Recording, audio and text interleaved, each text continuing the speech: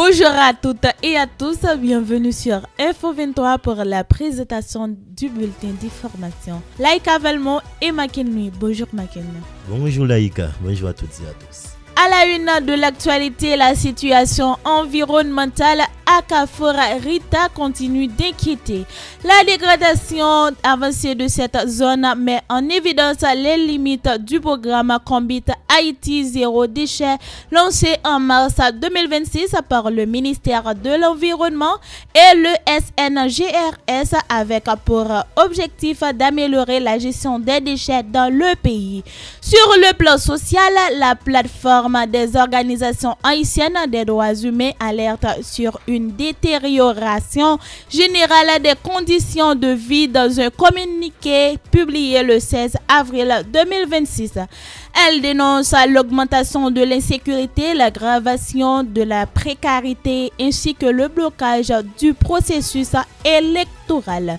Dans le secteur éducatif, le regroupement national des travailleurs haïtiens en éducation fait état d'une situation critique. L'organisation syndicale évoque des retards répétés dans le paiement des salaires, des dysfonctionnements administratifs et des conditions de travail difficiles.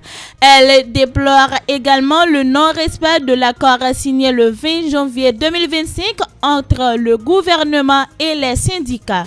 Sur le plan économique et diplomatique, la ministre Sandra Polémon poursuit ses initiatives à l'étranger.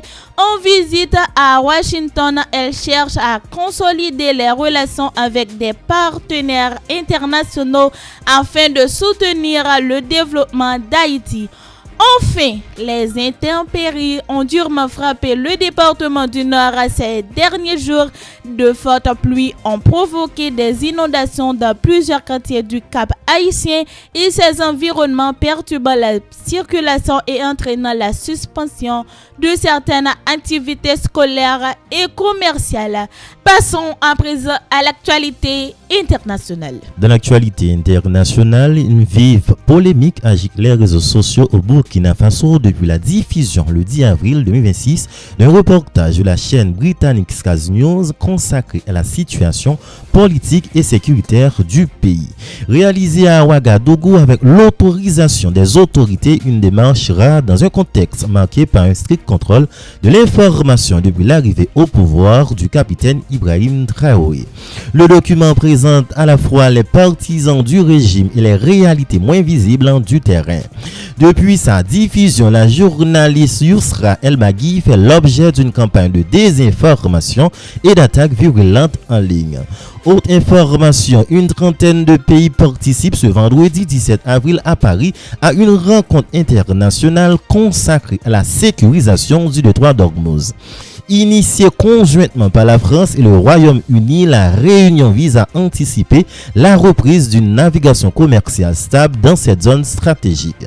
Le passage maritime reste actuellement perturbé par les tensions liées aux actions iraniennes et au blocus américain visant les ports iraniens, poussant les États participants à préparer l'après-crise et à restaurer la confiance des acteurs du commerce maritime.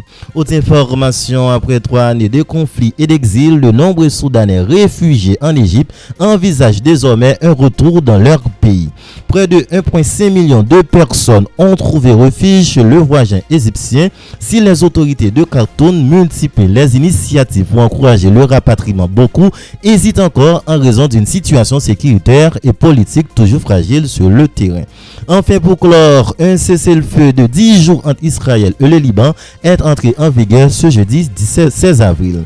Toutefois, les tensions restent vives. Le Hezbollah a déclaré maintenir ses combattants en état d'alerte face à toute éventuelle violation de la trêve.